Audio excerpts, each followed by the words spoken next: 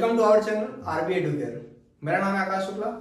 जैसा कि आपको पता है पिछली वीडियो में हमने रिकर्शन का टॉपिक देखा, राइट। रिकर्शन क्या होता है? Function calling itself either directly और इनडायरेक्टली, ठीक है ना। इस वीडियो में हम लोग देखेंगे पास्कल ट्रायंगल। पास्कल ट्रायंगल का जो कॉन्सेप्ट है जो हम लोग यहाँ पे डिस्कस करने वाले हैं वो भी रिकर्शन से ही रिलेटेड है, ठीक है ना। कैसे हम लोग पास्कल ट्रायंगल को बाय यूजिंग रिकर्शन प्रोग्राम लिख सकते हैं हम लोग यहाँ पे देखेंगे, ठीक है। बट पास्कल ट्रायंगल डिस्कस कर रहे हैं तो हम लोग ये भी देखेंगे पास्कल ट्रायंगल होता क्या है, क्योंकि अगर वो नहीं पता है तो आप प्रोग्राम नहीं लिख सकते, सिंपल। दूसरा, उसके बाद हम देखेंगे how to write recursive function of a Pascal triangle, ठीक है, जो बहुत इंपॉर्टेंट है और कई बार इंटरव्यू में भी पूछा जाता है, ठीक है। नेक्स्ट है एप्लीकेशन ऑफ पास्कल ट्रायंगल, ठीक है। पास्कल ट्रायंगल इंपॉर्टेंट है और इससे सेम पास्कल ट्रायंगल बेस पे ही गेट पे क्वेश्चन पूछा जा चुका है, और कहां से क्वेश्चन पूछा था अभी मैं यहाँ पे दिखाऊंगा आपको, ठीक है। बट क्योंकि ये इंपॉर्टेंट कॉन्सेप्ट है और कई बार इंटरव्यू में पूछा जाता है, अलग से भी पूछा जाता है, ठीक है।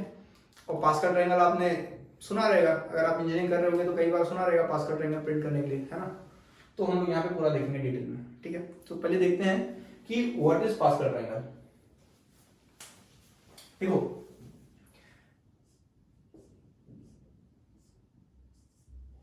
One one, right, one one, one plus one कितना होगा?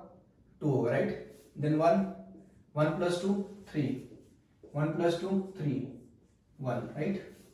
One, one plus three four, three plus three six, three plus one four, one, है ना। इसको बोलते हैं पास्कल ट्रायंगल। ए और भी आगे जा सकता है, ठीक है, ऐसे ही जाएगा। क्या होगा? One, four plus one five, six plus four ten, ten, five, one, ठीक है। इसका हम लोग एनालिसिस करते हैं क्योंकि हमें लिखना क्या है? रिकर्सिव फंक्शन लिखना है, किसका? पास्कल ट्रायंगल का, ठीक है। तो इसको आप रिलेट कर सकते हो किससे? कॉम्बिनेशन से। किससे रिलेट कर सकते हो? कॉम्बिनेशन से। कॉम्बिनेशन में फॉर्मूला जो होता है वो क्या होता है? एनसीआर होता है। क्या होता है? एनसीआर, है ना।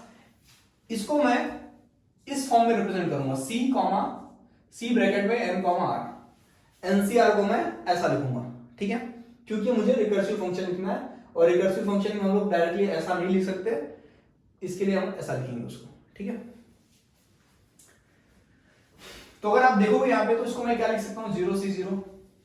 इसको क्या लिख सकता हूँ? One C zero, one C one, two C zero, two C one, two C two, three C zero, three C one, three C two, three C three, right. ये क्या होगा? Four C zero, four C one, four C two, four C three, four C four, है ना। क्यों ऐसा लिखा मैंने? क्योंकि एनसीआर का फॉर्मूला जो होता है उसमें अगर आप सब्स्टिट्यूट करोगे तो आपको यही वैल्यू मिलेगा। अगर आप वन सी जीरो फाइंड करोगे आपको वन मिलेगा, अगर आप टू सी वन फाइंड करोगे टू मिलेगा, अगर आप फोर सी टू फाइंड करोगे सिक्स मिलेगा, एंड सो ऑन, ठीक है ना। आपको चाहिए तो मैं यहाँ पे डिस्कस कर लेता हूँ। क्या होता है एनसीआर का फॉर्मूला? क्या होता है? n factorial upon r factorial into n minus r factorial, right. nc0 अगर आप फाइंड आउट करोगे तो क्या होता है? n factorial upon 0 factorial n minus 0 factorial क्या होता है ना। फॉर्मूला में सब्स्टिट्यूट किया तो आएगा, तो n माइनस 0 क्या होगा? n फैक्टोरियल, है ना।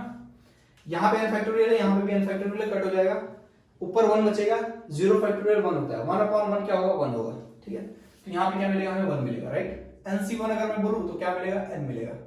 सेम फाइंड आउट करोगे आप इसमें सब्स्टिट्यूट करके, क्या करोगे? r इक्वल्स टू 1 यहाँ पे पुट कर दोगे और फाइनली इसको जब सॉल्व करोगे तो आपको nc1 का वैल्यू n मिलेगा, जैसे nc0 का वैल्यू 1 मिला था, ठीक है। तो ये सब कुछ इंपॉर्टेंट रिजल्ट है जो आपको पता होना चाहिए, जो मैं यहाँ पे लिख देता हूँ, काम आएंगे। nc0 क्या होता है? 1 होता है। nc1 क्या होता है? n होता है। ncr इक्वल्स टू 1 होता है कब? जब n इक्वल्स टू r होता है, ठीक है ना।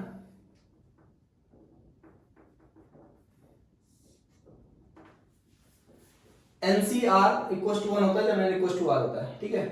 कैसे आप यहाँ पे देख सकते हो, राइट। यहाँ पे 1 है, यहाँ पे भी 1 है ना। 1 है, 1 है, 1 है, 1 है, राइट। यहाँ पे जब सब जगह देखोगे तो 4 4, मतलब n और r दोनों सेम है, n और r दोनों सेम है, n और r सेम है, राइट। तो जब n इक्वल्स टू r होता है वहां पे NCR का वैल्यू 1 होता है, ठीक है। और आप फाइंड आउट भी कर सकते हो, आपके पास फॉर्मूला यहाँ पे पड़ा हुआ है, ठीक है। तो ये सब कुछ इंपॉर्टेंट पॉइंट्स थे जो मैंने यहाँ पे आपको नोट डाउन करा दिए, और ये सब आपको पता भी होते हैं, ठीक है। बट फिलहाल हमें इसका एनालिसिस करना है क्योंकि हमें इसका रिकर्सिव फंक्शन लिखना है। इसके लिए मैं इसको रफ कर देता हूं, स्पेस कम है।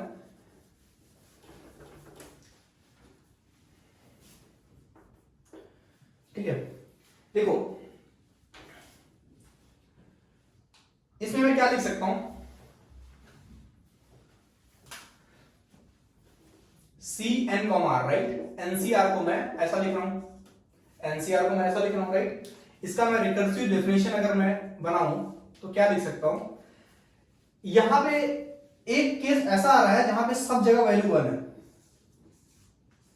है ना, यहां पे देखो, राइट, ये सब जगह वैल्यू 1 है। और वो केस कौन सा है, वो स्पेशल केस है। उसमें क्या है कि अगर आप देखोगे तो ऊपर क्या है 1 2 3 4, मतलब ऊपर क्या रिप्रेजेंट कर रहा है, एन रिप्रेजेंट कर रहा है। एन कुछ भी हो फर्क नहीं पड़ता, लेकिन आर जो नीचे वाला है वो अगर 0 है तब क्या हो रहा है, 1 हो रहा है। दूसरा केस अगर आप देखोगे तो एन और आर दोनों सेम है तब 1 है ना, एन 2 2 है तब 1 है, 3 3 है तब 1 है, राइट। मतलब एन और आर दोनों सेम है तब क्या है, 1 है। मतलब दो केसेस में 1 आ रहा है, पहला व्हेन r इक्वल्स टू 0 और दूसरा क्या है when n equals to r, right. तो 1 आएगा कब, व्हेन r इक्वल्स टू 0 और n equals to r, right. Otherwise जो ये सारे नंबर्स आ रहे हैं इसको हम लोग देखते हैं कैसे आ रहे हैं, ठीक है। जैसे कि अगर आप इसको डिस्कस करोगे 6 को अगर हम लेंगे तो यहां 4c2 क्या होता है, 6 होता है, राइट। 4c2 6 होता है, कैसे आप फाइंड आउट कर सकते हो, 4 factorial upon 2 factorial into 4 minus 2 factorial, कितना होगा 2 फैक्टोरियल, राइट। तो ये क्या होगा 4 into 3 into 2 factorial upon 2 factorial into 2 factorial, ये कट हो जाएगा 2 फैक्टोरियल मतलब 2 इंटू 1 कट होगा, 2 से जाएगा 3 इंटू 2 कितना आएगा 6 आएगा, राइट।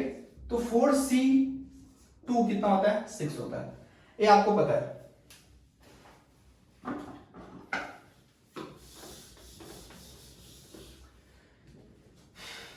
इस 6 को मैं 4c2 से डिनोट कर रहा हूं, राइट। इसका मतलब मैं इसको ऐसा लिख सकता हूं 4c2 को c4 लिख सकता हूं, राइट। एक कैसे आ रहा है, इन दोनों को ऐड करके आ रहा है, 3 प्लस 3 करके 6 आ रहा है, राइट। तो इसको मैं क्या लिख सकता हूं, c n कॉमा r, मतलब 3 कॉमा 1 लिख सकता हूं। यहां पे अगर आप देखोगे तो इसको क्या लिख सकता हूं मैं, c इस फॉर्म में क्या लिख सकता हूं, n क्या है 3 है और r क्या है 2 है, राइट है ना। तो इन दोनों को जब मैं ऐड कर रहा हूं तो मुझे क्या मिल रहा है, a मिल रहा है, ये मतलब 6 मिल रहा है ना। इसका मतलब क्या है कि जो c 4,2 मिल रहा है वो कब मिल रहा है, जब a और a ऐड हो रहा है ना। c 3,1 plus c 3,2, right. ये दोनों ऐड होने के बाद a मिल रहा है, राइट। और ऐसा ही सेम जो मैंने यहां पे डिस्कस किया, ये सेम केस बाकी सारे नंबर के साथ भी एग्जिस्ट कर रहा है, राइट। इसके साथ भी वही हो रहा है ना, क्योंकि 1 प्लस 1 2 हो रहा है यहाँ पे अगर आप देखो तो 1 प्लस 3 4 हो रहा है, यहाँ पे क्या हो रहा है 1 प्लस 3 4, 3 प्लस 1 4 हो रहा है, राइट। तो सबके साथ वही एग्जिस्ट कर रहा है, राइट। तो इन जनरल मैंने एक लिया, अब मैं इन जनरल इसको डिफाइन करने की कोशिश करता हूं, ठीक है। कैसे कर सकते हैं इसको, देखो c n कॉमा r लेता हूं मैं इसको, है ना। मेरे को c उसको डिफाइन करना ना, इन जनरल मेरा क्या है c n कॉमा r है ना, तो उसको मेरे को डिफाइन करना है। तो उसको मैं कैसे करूंगा, देखो यहां पे 4 था तो यहां पे 3 था, यहां पे 4 था तो यहां पे 3 था, राइट। मतलब n अगर 4 है तो अपने पास 2 ब्रैकेट है, राइट। तो n अगर 4 है तो यहां पे n माइनस 1 था, है ना। 3 4 में से एक कम था, यहां पे 3 था, मतलब n माइनस 1 था, राइट। r अगर 2 था तो यहां पे क्या था, r माइनस 1 था, 2 माइनस 1, तो मतलब यहां पे r माइनस 1 था, राइट। यहां पे देखो आप इससे कंपेयर करते हैं, यहां पे n 4 था तो यहां पे 3 था, मतलब क्या कि एक कम था, 4 माइनस 1, सो n माइनस 1, राइट। यहां देखो r अगर 2 था तो यहां पे भी 2 है, मतलब जो r था वही है वहां पे, राइट। तो ये है हमारा इन जनरल डेफिनेशन। क्या है इन जनरल डेफिनेशन, मतलब क्या कि अदरवाइज अगर एक केस है तब तो 1 आएगा, है ना। अदरवाइज क्या आएगा, अदरवाइज ए आएगा, सी क्या लिख सकते हैं, ए वाला, ठीक है। क्या लिख सकते हैं, C n minus one R minus one plus C n minus one R. ठीक है ना, ये कब आएगा? अदरवाइज जब ये नहीं होगा। ठीक है, ये तो हमने रिकर्सिव डेफिनेशन लिखा है।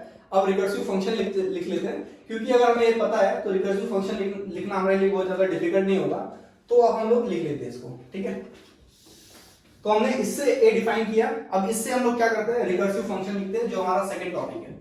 हमने समझा what is Pascal triangle, right. अब सेकंड क्या है, वो how to write recursive function of Pascal triangle, जो अभी हम लोग लिखेंगे। ठीक है ना, हम लोग किसमें लिख रहे हैं? In C, right. But recursive function C plus plus Java में सेम रहेगा। ठीक है ना, आपको पता होना चाहिए फंक्शन कैसे लिखते हैं, राइट। और फंक्शन लिखना भी बहुत ज्यादा इंपॉर्टेंट नहीं है, राइट, क्योंकि वो तो सिंटेक्स का कमाल है। आपको सिंटेक्स अगर पता है, जावा का सिंटेक्स पता है, सी का पता है, तो आप लिख सकते हो, कोई दिक्कत नहीं है। बट लॉजिक समझना बहुत इंपॉर्टेंट है, जो अभी हमने समझा। ठीक है ना, उस लॉजिक से हमने ये लिखा। अगर ये पता चल गया है तो हमें फंक्शन लिखना कोई प्रॉब्लम, हमें फंक्शन लिखने में कोई प्रॉब्लम नहीं हुआ। ठीक है ना, जैसे कि अगर मैं सी को, मैं क्या लिखता हूँ, सी को मैं पास्कल लिखता हूँ। क्या लिखता हूँ? पास्कल। तो क्या हो जाएगा? Pascal M comma R, right. तो जहां जहां सी है वहां पे मैं क्या लिखूंगा? पास्कल लिखूंगा, राइट। यहां पे पास्कल लिखूंगा, यहां पे लिखूंगा। तो मैं क्या कर रहा हूं, इंट पास्कल, दो वेरिएबल लूंगा, इंट एम कॉमा आर, दो वेरिएबल लिया एन और आर, राइट ना। हमें दो इनपुट चाहिए, एन और आर।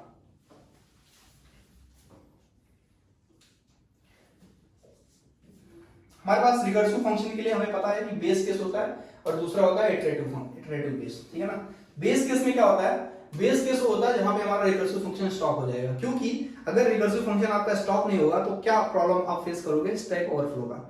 स्टैक ओवरफ्लो का जो प्रॉब्लम होता है, मैंने डिस्कस किया था पिछली वीडियो में, अच्छे से डिस्कस किया था। और ये बहुत बड़ा प्रॉब्लम है, जिसमें हो सकता है कि आपका सिस्टम क्रैश भी हो जाए। मतलब क्या होता है, मेमोरी फुल हो जाता है उसमें, है ना। एक्टिवेशन रिकॉर्ड बनते जाता है।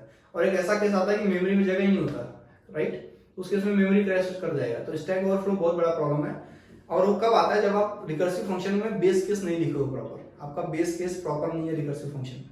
ठीक है ना, तब वहां पे स्टैक ओवरफ्लो का केस आता है। बट हमारा बेस केस जो है वो क्या है? ये वाला है ना। मतलब इफ r इक्वल्स टू 0 और n equals to r, then we have to return an integer value which is 1, है ना। 1 रिटर्न करना है। और एल्स अदरवाइज क्या रिटर्न करना है? हमने यहां पे लिखा हुआ है, राइट। तो सी को मैं पास्कल से डिनोट कर रहा हूं, पास्कल। सी जहां जहां है वहां क्या लिखूंगा? पास्कल लिखूंगा, बाकी सेम एज इट इज, है ना। एन और आर दो हमारे पास पैरामीटर है जो वहां पे भी यूज हो रहा है, तो डायरेक्टली हम लिख सकते हैं Pascal N minus one R minus one plus Pascal N minus one और आर, राइट। अदरवाइज ये रिटर्न होगा, और ये जो रिटर्न होगा वो क्या होगा? इंटीजर वैल्यू होगा, इसलिए मैंने रिटर्न टाइप कर दिया इंटीजर दिया है। ठीक है ना, ये रिकर्सिव फंक्शन है। गेट में सेम क्वेश्चन पूछा गया था, सेम क्वेश्चन। इसमें 4 ऑप्शन दिए थे कि ये जो 1 वाला केस है ना, 1 वाला, ये 1 कब रिटर्न करेगा? सेम क्वेश्चन पूछा गया था, ऐसा फंक्शन दिया गया था और पूछा था कि when this function will return 1, in which case. 4 option दिए थे और चारों ऑप्शन में ये जो लिखा है ना मैंने ब्रैकेट में, इसी को अलग अलग दिया गया था। पहला ऑप्शन था r इक्वल्स टू 1 और n इक्वल्स टू r। दूसरा ऑप्शन था कि r इक्वल्स टू n और n इक्वल्स टू 2, ऐसा करके 4 ऑप्शन दिया गया था। बट उसमें से एक ऑप्शन ए भी था जो मैंने यहां पर लिखा है ना। तो ए जो ऑप्शन था, इसी ऑप्शन के लिए हमने देखा कि 1 रिटर्न कर रहा था, राइट। तो वहां पे हमारा यही ऑप्शन करेक्ट था। ठीक है ना, सेम क्वेश्चन गेट में पूछा गया था और उसमें हमें यही पूछा था कि when this function will return 1, तो वो केस कौन सा था? ए वाला था। ठीक है ना, आप देख सकते हो प्रीवियस ईयर क्वेश्चन पूछा गया था। ठीक है, तो आप देख सकते हो पास्कल ट्रायंगल कितना इंपॉर्टेंट है और कहां से क्वेश्चन पूछा जा सकता है। हो सकता है नेक्स्ट टाइम आपको यहां से क्वेश्चन पूछा जाए, राइट, क्योंकि इसका लॉजिक भी आपको पता होना चाहिए, राइट, ये कैसे आता है। और ये आपको तभी समझेगा जब आपने इसको समझा है, राइट। मतलब बेसिक आपका क्लियर होना चाहिए, तभी आप कोई भी रिकर्सिव फंक्शन को समझ सकते हो। और क्योंकि ये रिकर्सिव फंक्शन है तो आपको सॉल्व करने आता है। पिछले वीडियो हमने बहुत सारे क्वेश्चन देखे रिकर्सिव फंक्शन को कैसे सॉल्व करने का। ठीक है, तो यहाँ पे आप इसको लेके सॉल्व कर सकते हो, कोई दिक्कत नहीं आएगी आपको। Okay, so this is how we write recursive function of Pascal triangle. Next हमारा जो डिस्कशन वो क्या है, एप्लीकेशन ऑफ पास्कल ट्रायंगल। ठीक है, मैं इसको रफ कर देता हूं। Application of Pascal triangle, pascal triangle कहां कहां यूज होता है, राइट, ये समझना भी इंपॉर्टेंट है, क्योंकि पास्कल ट्रायंगल नाम तो अच्छा है, पूछा भी जाता है, कहां यूज होता है पता नहीं होगा तो फिर मतलब नहीं, राइट। तो पास्कल ट्रायंगल आपने 8th 9th में पढ़ा रहेगा, 8 ट्रायंगल सेम ट्रायंगल आपने पढ़ा रहेगा, है ना, उसी का प्रोग्राम हमने अभी जस्ट लिखा। 8 ट्रायंगल आपने पढ़ा रहेगा, कब पढ़ा रहेगा पता है, जब highest power of polynomial find out कर रहे थे, तो उसका कोएफिशिएंट जो होता है उसे फाइंड आउट करने में हमें पास्कल ट्रायंगल हेल्प करता है ना। कैसे करता है, जैसे कि आपको पता होगा, हम अभी क्या डिस्कस कर रहे हैं, एप्लीकेशन ऑफ पास्कल ट्रायंगल। जैसे कि आपको पता होगा a प्लस बी तो होल रेज टू 1 क्या होता था, a प्लस बी होता था, मतलब a का कोएफिशिएंट क्या है 1 है, b का कोएफिशिएंट क्या है 1 है, राइट। तो यहां पे अगर आप देखोगे जो सेकंड वाला केस है, यहां a क्या बता रहा है, a plus b whole raise to 1, है ना। यहां पे जो एक कोएफिशिएंट 1 है, दूसरा कोएफिशिएंट 1 है, राइट, 1 और 1, ठीक है। सेकंड जो हमने देखा था a plus b whole square क्या होता था, a square plus 2ab plus b square, right. यहां पे अगर देखोगे तो एक इसका कोएफिशिएंट क्या है 1 है, इसका कोएफिशिएंट 2 है, इसका कोएफिशिएंट क्या है 1 है, 1 2 1। ये जो कोएफिशिएंट है, देखो अगर आप a plus b whole square को स्प्लिट करके सॉल्व करोगे तो ये मिल जाएगा, है ना, कोएफिशिएंट आपको मिल जाएगा और इसमें आपको कोई दिक्कत नहीं आएगी। तो आप बोलोगे सर इसके लिए सिर्फ इतने के लिए मैं इतना याद रखूं, पास्कल ट्रायंगल याद रखूं, है ना, तो यार इसके लिए नहीं था, और हाईएस्ट पावर जब हम और आगे जाएंगे तो वहां पर पता चलेगा इसका यूज क्या है, राइट। तो हम देखेंगे बाद में उसको, बट फिलहाल अगर आप देखोगे तो यहाँ पे 1 2 1 जो है कोएफिशिएंट जो है, ये कोएफिशिएंट कहां से आता था, मिलता था पास्कल ट्रायंगल से डायरेक्टली शॉर्टकट वे में मिल जाता था, समझे। तो यहाँ पे देखोगे तो 1 2 1 कोएफिशिएंट है, राइट, तो 1 2 1, है ना। तो इसको हम लोग क्या लिख सकते हैं, a plus b whole square, है ना। तो ये जो हाईएस्ट पावर ऑफ पॉलिनोमियल, जो भी पावर ऑफ पॉलिनोमियल थे उनके कोएफिशिएंट को फाइंड आउट करने में हमें ये हेल्प करता था, ठीक है। अब और एक केस लेते हैं a plus b whole cube लेते हैं, ठीक है ना। इसका भी फॉर्मूला हो सकता है आपको पता होगा, क्या है, a cube plus 3a square b plus 3ab square plus b cube, right. ये फॉर्मूला होता है। यहाँ पे अगर कोएफिशिएंट देखो तो क्या है 1 है, यहाँ पे 3 है, यहाँ पे 3 है और यहाँ पे क्या है 1 है। यहाँ पे देखो 1 3 3 1, राइट, 1 3 3 1। कोएफिशिएंट फाइंड आउट करने में हमें डायरेक्टली ये हेल्प कर रहा है। यहाँ से अगर आप सेम मेथड जो आपने यहाँ पे अप्लाई किया था, a plus b into a plus b into a plus b करके अगर स्प्लिट करके सॉल्व करोगे तो यहाँ से आपको डिफिकल्टी आनी शुरू हो जाएगी, यहाँ से आपको डिफिकल्टी आनी शुरू हो जाएगी, है ना। और यहाँ से थोड़ा टीडियस टास्क बन जाएगा इसको फाइंड आउट करना, है ना। तो यहाँ पे आपको यहाँ से प्रॉब्लम आएगी, और कोएफिशिएंट जो होता है वो बहुत मेन पार्ट होता है इस एक्सपांशन का, और वो कोएफिशिएंट हमें यहाँ से मिल जाता है, ठीक है ना। a plus b whole cube का फॉर्मूला ये होता है और उसका कोएफिशिएंट यहाँ से मिला। नेक्स्ट हम देखते हैं a plus b whole raise to 4 और प्रॉब्लम आएगी, ठीक है। अगर आप देखोगे तो ये कहां से आता है, ये जो है इसको बोलते हैं बाइनोमियल एक्सपांशन, जो मैं अभी फिलहाल डिस्कस नहीं कर रहा हूँ। मेरा डिस्कशन था सिर्फ पास्कल ट्रायंगल को लेके, pascal triangle coefficient find out करने के लिए यूज होता है और वो कोएफिशिएंट यहाँ से मिलता है ना, यहाँ पे यूज होता है।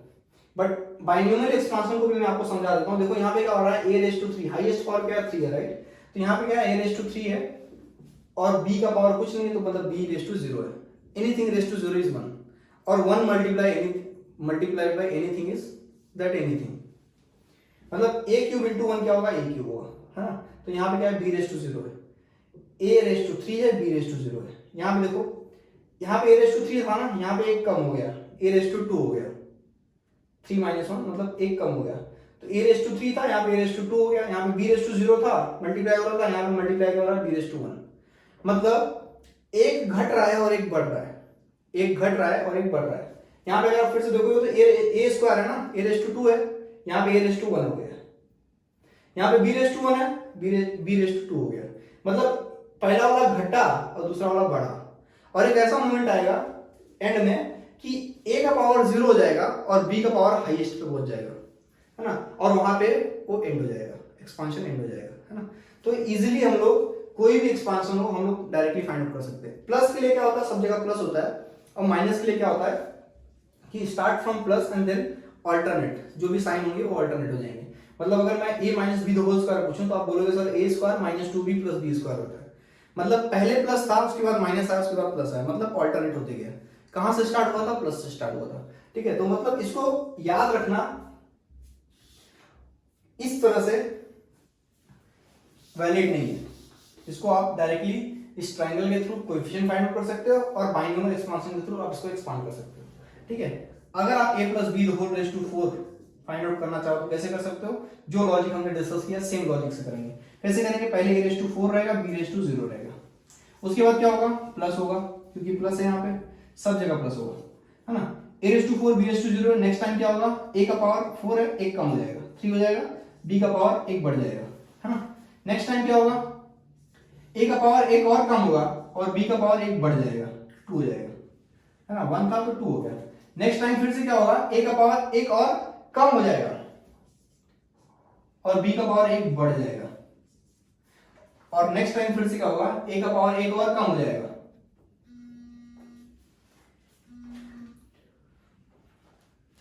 नेक्स्ट टाइम क्या होगा? a का पावर एक और कम हो जाएगा, मतलब a स्क्वायर था, a रेज टू 0 हो जाएगा और b रेज टू 4 हो जाएगा। ठीक है, a रेज टू 0 और b रेज टू 4 हो जाएगा। a रेज टू 0 मतलब 1, b raise to 4, b raise to 4 था ना, तो एक ऐसा मोमेंट आया जहां पे b raise to 4 highest power पे पहुंच गया। अब हमने इसको एक्सपांड तो कर दिया, बट इसका कोएफिशिएंट नहीं लिखा हमने। कोएफिशिएंट नहीं लिखा है तो इसका एक्सपांशन सही नहीं है, ठीक है ना, इसका एक्सपांशन सही नहीं है। तो इसका कोएफिशिएंट क्या आएगा वो हम यहां से डिसाइड कर सकते हैं, है ना। डायरेक्टली हम लोग इसका कोएफिशिएंट यहां से डिसाइड कर सकते हैं। ठीक है, तो क्या होगा यहां पे?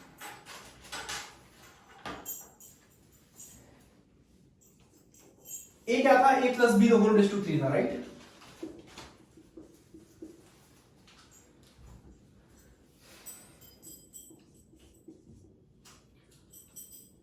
अभी a plus b the whole raise to 4 find out कर रहे हैं, तो क्या होगा कोएफिशिएंट? 1, 3 प्लस 1 4, देन व्हाट, है ना, and then 3 plus 3 6, 3 plus 1 4 and then 1 again. तो क्या क्या कोएफिशिएंट है? कितने टर्म्स है यहाँ पे? 1 2 3 4 5, 1 2 3 4 5 टर्म है। यहाँ पे भी कितने? 1 2 3 4 5 है ना। यहाँ पे क्या होगा? 1 होगा, यहाँ पे 4 होगा, यहाँ पे 6 होगा, और यहाँ पे फिर से 4 होगा, और यहाँ पे 1 होगा। ठीक है, so this is how we expand polynomial function with highest power, and जो कोएफिशिएंट होता है हम डिसाइड करते हैं पास्कल ट्रायंगल से। ठीक है, तो यहाँ पे हमने देखा कि पास्कल ट्रायंगल क्या होता है, कैसे रिकर्सिव फंक्शन लिखते हैं। गेट में इससे कौन सा क्वेश्चन पूछा गया था हमने यहाँ पे डिस्कस किया, उसके बाद हमने देखा एप्लीकेशन ऑफ पास्कल ट्रायंगल। ठीक है, so this is all about pascal triangle. So guys, thank you for watching this video. Please like, share and subscribe our channel. Thank you.